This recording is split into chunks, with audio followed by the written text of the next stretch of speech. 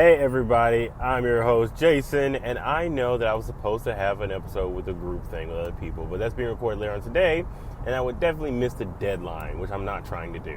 So I just inversed them, flipped them, if that's okay with you. Today we are going to talk about the mental effect your friends have on you. It sounds like a really heavy topic, and one that I will be completely honest with you, I was just spitballing earlier, so I decided to roll with that this morning, you know what I mean? Basically, I'm going to explain that yes, your friends do have an effect on you. They always say that the company you keep is very important. I've had people argue that it's not, that you can have any kind of friends because your friends are not necessarily you. But I have to disagree there because your friends do have an effect on you. Like, you ever think about where your catchphrases come from? I have a lot of catchphrases. A lot of them that I've assimilated from other people because when I'm around them subconsciously I pick up their traits, pick up their habits, because we establish our own identity based off of two real factors: what we see around us and what we personally find agreeable and disagreeable. So basically, we'll use this for example. Let's say you like macaroni and cheese, right? You like macaroni and cheese because it tastes good. Your friend don't like macaroni and cheese, and they come with a whole list of reasons why they don't like macaroni and cheese. That doesn't affect you initially. Let's say whenever you hang out with them, they don't like you to eat macaroni and cheese around them. You might not eat around them as often. And over time, you'll just stop eating it altogether without noticing it, to the point where you don't even think about macaroni and cheese.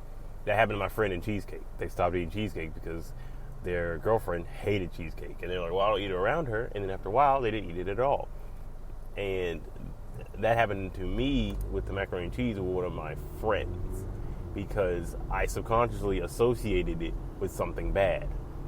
I found it agreeable, but my friend did not. And to accommodate them, I changed my habits for them. That's something that happens pretty often. Same with picking up traits. Like, I'll use a prime example. Two of my friends, just so you know, this show right here hates the word hoe. I hate the word hoe, because it has weird connotations. It has a connotation that you're doing something sexually wrong. And I'm going to checkmark right now, and I'm going to do a topic on hoes later, because I hate that term. I absolutely hate that term. But anyway, yeah, they had quote-unquote stereotypical hoe-like tendencies of basically practice their own sexuality. One of them really, from talking to both of them, one of them, we'll call her A, and we'll call the other one B, like we always do. A always would do these sexual things to pump up their personality, make them more appeasable, make them more popular in the eyes of B.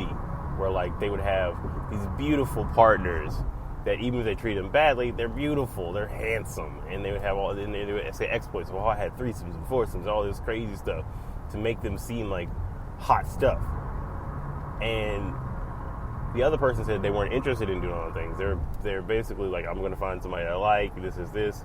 But after spending time with them, they thought, okay, well, this person always has partners. Well, I don't.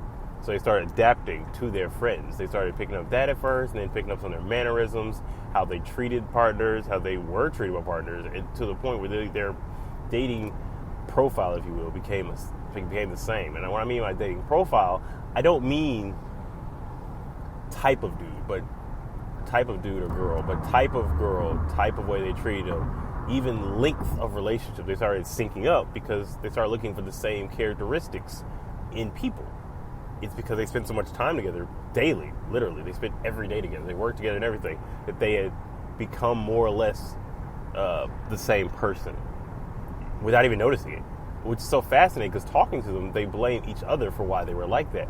What I was trying to explain to them the other day was that yes, some of parts are stronger in one than the other, but because you spend so much time together, your personalities assimilated together. Like in that Star Trek, like in Star Trek, assimilate. Yeah, they started fusing personality traits. You picked up some of hers, she picked up some of yours. You met in the middle and developed new personality traits that were a fusion combination of each other. That is a real thing that happens to people that they don't understand is a real thing. Like, I've done that. I recently hung out with one of my play sister's boyfriend guy, and he kept saying, "That's tough." Now, I'm used to saying things like, "That's tragic," for everything bad that happens. But he kept saying that's tough, and I was like, that's such a weird saying. So after about 3 weeks hanging out with him, I went home to my girl, and she said something along the lines of she burned some food she was making. And I looked at her and said, man, that's tough. And like I said it for like 2 more days without realizing, oh my goodness, that other person says this. Because I started picking up that thing. We'll use drinking, for example. I've never been a drinker. Like, it's not something I do. But one of the exes that I dated was like a heavy drinker. She was an alcoholic. And I spent time with her. We had casual drinks. We would get drunk every once in a while together. But even after we split, that had become a routine for me. It became something that was like, okay, well, maybe drinking's not that bad. And she drunk because she's an alcoholic, but I, at the time, thought she drunk just to relax, so I associated drinking with relaxing, because after she drunk, she'd be more relaxed. I picked up social cues from her. I picked up slight characteristics from her, and I associated them with positive things, or things that, you know, instead of taking all the negative, take the positives. Okay, why is she doing this? Because, she's doing it to relax. She's doing this because she enjoys it. And I'm like, oh, it's enjoyable when I do it. So maybe it is an enjoyable act. Wrong way to look at it. But yeah, you subconsciously and sometimes consciously, we make excuses, or we make a case, is a better way to put it. We make a case for this behavior without even noticing it. And we pick up these traits, and if someone questions about it, we say, well, no, I just decided, and we put out this case to the other person, explaining why we have done this, why we behave this way, why we pick up these new habits and traditions and whatnot. Your friends do matter. So, like, if your friends drink, you might necessarily not drink at first, but you might take a couple, casual drinks with them. Same thing with smoking weed. Like, I know people who don't smoke at all, but when they're in certain situations with certain friends, they do. I know a friend who's been trying to quit smoking for 3 years now, and they can't, because they're trying to go out to the bar with their friends. Their friend's like, you want a cigarette? And they're like, free cigarette. And they take it. They know it's bad, but they don't want to be shunned by their friends or called out by their friends about that. One of my friends is definitely a virgin, and he gets picked with for being a virgin. Because they're like, why you ain't smashing? And then my and his friends will gather around and tease him endlessly about being a virgin. Endlessly. Because it's normal for us to do this. Yeah, is that bullying? Yeah, but I'm not justifying any form of bullying, but it's like, that friend picking. Like, I hate to sound old, but when I was growing up, me and my friends, that's how we would show how we cared about each other. We picked with each other when we were hanging out, but we showed love and concern. We hugged and stuff. We showed affection. We just picked really hard, even if the situation did not warrant picking, or actually it did not need picking, because it was a serious conversation. But we didn't care about that, because that's not what we did. We were friends. But anyway, social cues, it moves you. Even our sense of humor, we grew up together, so we formed a dark sense of mean humor that still persists today. Like, we all separate in our own ways, and yes, other social circles have influenced us. When we get back together, it's like a switch has been flipped, and we all behave the same way we did before. We pick, we poke, we joke, we do all these things because that is how we are.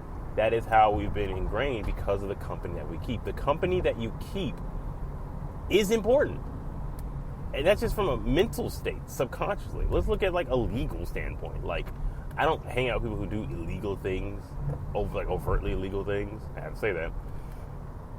Because, we all do, like, illegal things. Like, people text and drive under the seatbelt. Those are technically illegal things. I'm talking about, like, the overt, like, yo, you shouldn't be doing this. This is super. Like, you shouldn't text and drive. Don't get twisted. I'm not advocating that. But y'all know what I mean, right? Y'all know what I'm talking about. But anyway. Yeah, those overt things. They, like, I have a friend that is like a thief. I don't hang out with him for that reason. He'd been my friend since I was a kid. But he definitely is a thief. I remember growing up, and he would sell me some of his hot stuff, because I didn't know it was hot, because I was a stupid 12-year-old. Like, I thought, man, he's going to sell me a PlayStation 2 for $60, and each game is $10. These are new games. And me being the dumbass that I was like, okay. And then I took them. not knowing what was up with it. My mother later on pointed out, oh yeah, these were hot. She thought that I had borrowed them from my friend, just never gave it back. Like, no, I informed her, no, I used my allowance, and I got money I got from I didn't have like an allowance. We were poor. My allowance was getting good grades. If I got good grades, my brother, who was not poor, and like he was a grown man by the time I was like coming up, he would give me money. He's like, oh, all these A's, $5 an A for every report card. You know, report cards you got every like 9 weeks. And I never bought anything, so I just saved all the money up. I'm like, oh yeah, I'm gonna buy something awesome with this money. I had $35. Well, don't get twisted. I'm gonna do this thing with my kid. Like, I'm gonna reward him for good grades because, like, let's be honest. At a certain point, is it really that bad to bribe your kids to do good in school? Like, let's be completely honest. As long as they're doing good in school, if you bribe them long enough, you bribe a kid long enough, they might start, being good on their own. And that's a win-win. Like, let's just be real. That's a win-win. Can you imagine kids, doing good on their own after you've been bribing them? Think about it. Consider bribing your kids. It might work. I bribed my nephew the other day. I said, if you get good grades all week, I'll buy you some candy on Friday. He was like, what kind of candy? What kind of candy you want? He's like, the kind my mama don't want me to have. Perfect. That kind of candy and a drink. Then I'm going to send you back to her. That sounds like a great idea. I don't know whether I'm a good uncle or a bad one. History will be the deciding factor on that. You know what I mean? But anyway, that's not the point. Anyway, to get back on topic. Yeah, so that is the craziest part of the entire thing. That whole logic of it. Like, I don't hang out with people who do overtly illegal things because it tempts me to do a similar thing. It tempts me to do overtly illegal things. If I knew he was making hundreds of dollars by stealing this stuff, I'd be like, well, what if I just stole it? So stole something and sold it one time. That's $800. You think, and you start rationalizing all this behavior, just like the other thing I was talking about, because you're like, it's just $100. Like, it's weird how we rationalize things, because if I were to steal that, I'm like, it's just $100. Who would miss $100? But on the flip, I'm like, yo, that's $100. Think of the things I could do with it. It goes down to how we rationalize things. And how we rationalize things is actually pretty awful. But again, it's human nature. It's ingrained. It's in our DNA, our programming, what have you. And our friends, this society we grow up in, we grew in a society that it's supposed to be group-oriented. It's supposed to be packs of people, social groups. That's why we have pride in our football teams, our basketball teams, our hometowns, our social groups, like a wrestling group, a nerd group, Marvel, DC. We love that. We love all these things because they give us identity. We want to self-identify. And when we self-identify, sometimes we have to come up with groups, labels, things like that. And that's a big issue. We really think about it. And that is something we have to actually understand. And I know I'm sounding like a repeating one long-winded hoe over here. I hate that word, but it's a phrase. You got to roll with the phrases. But that's the importance of it. Like, you can't escape that. Your friends will influence you. They will change how your outlook on things. They will change how you view the simplest of things. Why? Because they just do. It's ingrained in us to pick up things around us. It's like if you ever watched, perfect example, you ever watch somebody do some cool things while driving, and when you get in the car and you drive, you do those same cool things because you picked it up. Your brain is constantly looking for information to assimilate. It's looking for new ways to cheat and gang the system. The system which is referred to as the system of life, or as Simba said, or is it Mufasa? Both. They're the same person, basically. The circle of life, but like socially. Is that weird? Yes. Is that normal? Also yes. So, like, I have to ask, like, I'm going to go and ask my fellow compadres what they think and how they feel about this, because I've seen this. Like, here's a good example. A was hanging out with another girl. We're going to call her C. And C is an undercover, like, she is a self-described freak nasty, and she's undercover. But she always kept that